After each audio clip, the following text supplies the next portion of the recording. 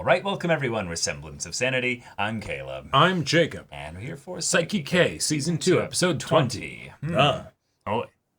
Oi. Nah. Oi. Oh. Oh. Oh. Oh. Oh. Oh. Oh. Oh. I also am excited for this episode. I've always wanted to see if we could just do an entire intro with just doing like, Yeah.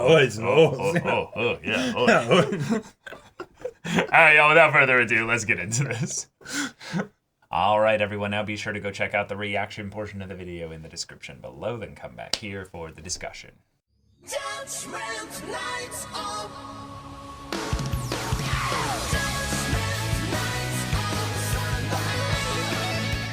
All right, we got ourselves a replacement hypnosis set of skits.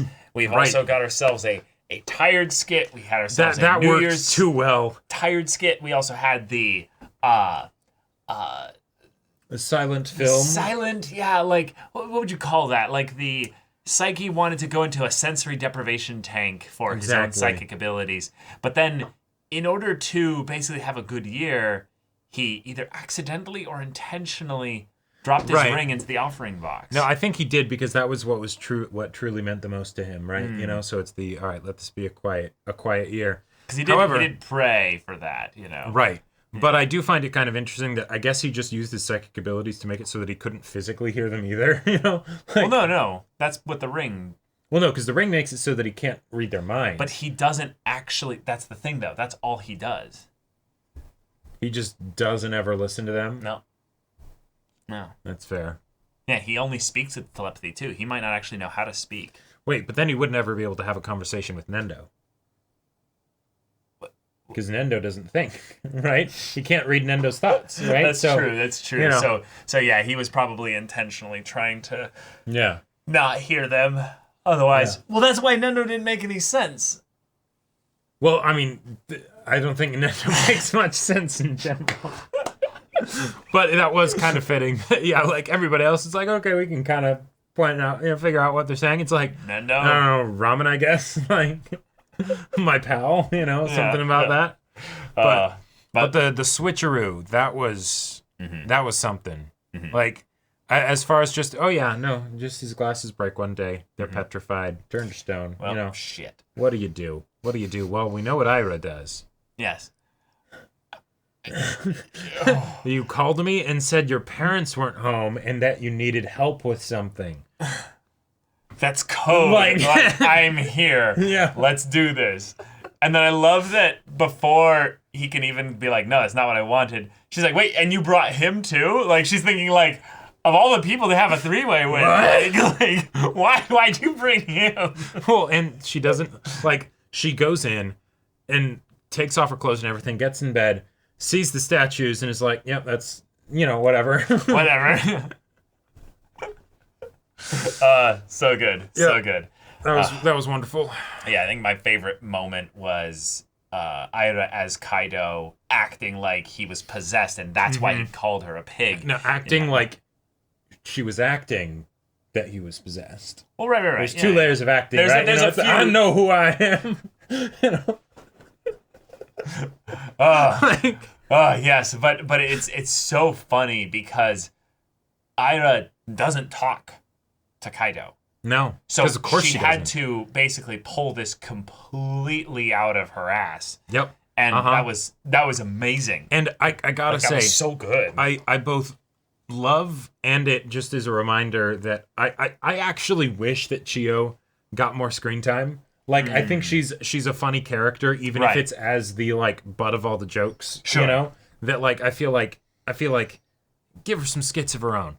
But no, it just reinforces it even more of like, yes, when Kaido is not actually Kaido, and she's like, hey, maybe there's some progress being made. Right. All of that crazy shit happens, and then hey, you just cover it up with possessed. Possessed. Yeah. Never happened. Yep. None of it. Right. Yeah. Just forget about it. Yeah. And she probably will pretend it never happened. Yeah. I also loved the like graph that Saiki mentally projected into Retsuka. What's his name? See, we don't even remember his name because he's... Reita, I think is his name. Reita. Reita Toritsuka, maybe? Toritsuka, yeah. He put it in of the graph of how all these characters are connected to each other. And I was like, yes. Oh my god. Yes. Because like, that shit, the idea of, is hanging out with amazing. Chono. And then, because the Nendo family lore is involved. It's shall we very say, involved, right? yeah. And the idea of like getting jealous because he's hanging out with somebody else. That was perfect. Yeah, so then you have the Nendo family. You have Right. the father and son. They have the mother and son. Then they used to be married with Nendo's Right. father. But then you have the connection. Right. But from Nendo's father to Reita, because Right. he's his guardian spirit, so the information that he has about how Nendo would act is coming from his father, who used to be married to the mom, and then the mom shows up and is jealous of Chono because Chono's hanging out with somebody who's super cute and everything. Yeah, it's just...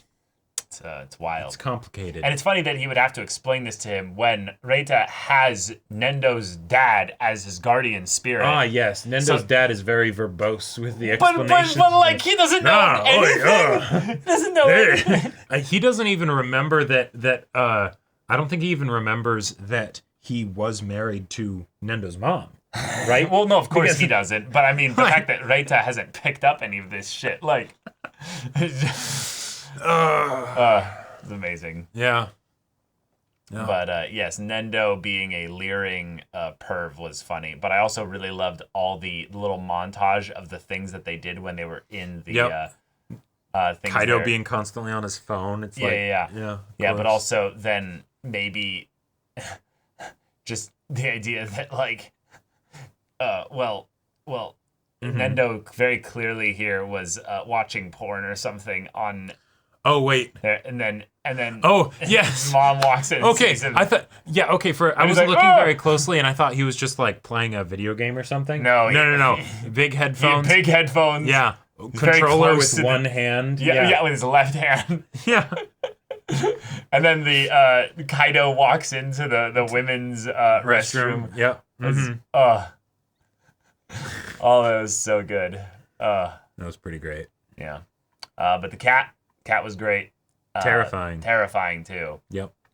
And there we go, another Saiki K episode. Yeah. But yeah, reminding us in a lot of ways that Saiki is holding things together by a thread, That's right. and everything can collapse. So That walks along the edge of a knife, or whatever the Gladriel quote is. Yeah. yep. And now he's gonna have a nice normal year again, Yeah.